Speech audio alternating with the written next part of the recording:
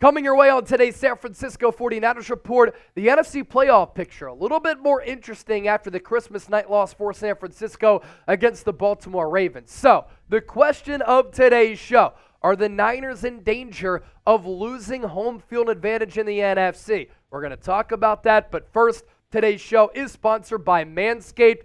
Yeah, Christmas, Hanukkah, they're in the rear view. But as we look forward to 2024, start your new year off right and take care of yourself. I'm always about wellness, and I'm about looking good and feeling good and just taking care of your health and your hygiene. You can do that with Manscaped, the best men's grooming products. You know what's funny, though? I've had some wives of some people who work here at Chat Sports tell me that they love the Lawnmower 5.0 Ultra, so the ladies can use them as well. 20% off, manscaped.com/49ers, promo code 49ers. So after the Niners lost to the Baltimore Ravens, their record drops to 11-4. That's the bad news. The good news is that San Francisco, if they want home field advantage, they still control their own destiny, and they're still sitting in a pretty good position. Number one seed in the NFC still. They won the NFC West. They've already clinched their playoff spot. So too have the Philadelphia Eagles, the Detroit Lions, and the Dallas Cowboys. Outside of that, you have 3 playoff spots up for grabs. Tampa Bay Buccaneers playing excellent football over the last month. Baker Mayfield has been gripping it and ripping it. I'm telling you, he's played really, really good football. And the Bucs leading the NFC South. You have the Rams, who have won 5 of 6. And we'll talk about the Rams in depth coming up at the back end of the show. Should the Niners be concerned about Sean McVay and the Rams? More on that in a moment. They're at 8-7, the current 6th seed right now. And then you have the Seattle Seahawks, back-to-back wins over Philadelphia at home, against the Titans on the road at 8-7 as well. There are other teams in the hunt: Minnesota Vikings, Atlanta Falcons, Green Bay Packers, and the New Orleans Saints, all at 7-8. The Bears still mathematically in it at 6-9. Nice, but I don't think Chicago is a realistic threat to get into the dance. The Niners, all they have to do is take care of business.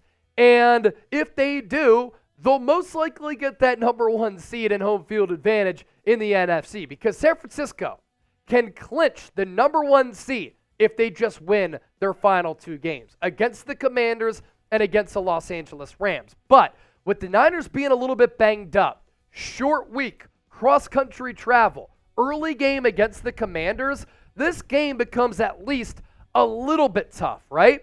And then week 18, the Rams are going to be playing for their playoff lives. And at that point, does San Francisco rest players to get ready for the playoffs, or do they shoot for that number one seed? And the Rams, they want to exact revenge because Kyle Shanahan has owned Sean McVay, as we know, and it's a really, really good rivalry in the NFC West.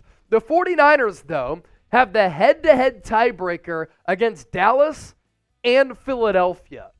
They also have the head-to-head tiebreaker over the Detroit Lions, who will play against the Cowboys on the road on Saturday. I might go to that game to do some scouting and to watch, because San Francisco could end up playing either Dallas or Detroit.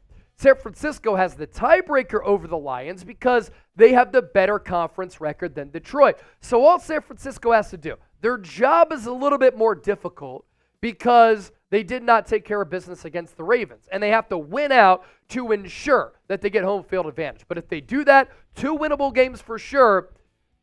Teams are going to have to go through Levi's Stadium if they want to make it to Super Bowl 58, and obviously home games, a lot easier than having to go on the road in a hostile environment. If you think the Niners will get the number one seed, I want you to hit that thumbs up icon and like the video. If not, I want you to comment why right now.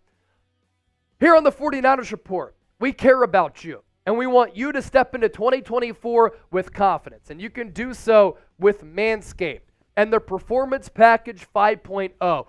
And they're running a great deal right now. You can get all of these products for $112 if you go to manscaped.com/49ers. But make sure you use the code 49ers to get 20% off, and so that Manscaped knows that Chat Sports sent you.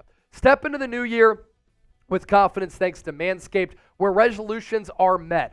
Their Performance Package 5.0 is here, and let me tell you, it is awesome.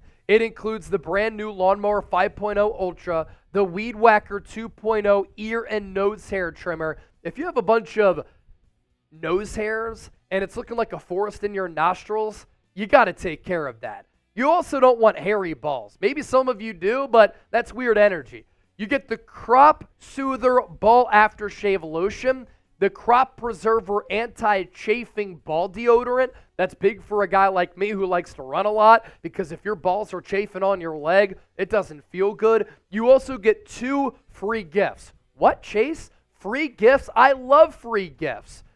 The 5th generation lawnmower features 2 interchangeable blades, but those 2 free gifts, the Boxers 2.0 and the Shed 2.0 toiletry bag. When I do my traveling, I do it with the toiletry travel bag. So get started. The performance package, $112, limited time only, 20% off, manscaped.com/49ers.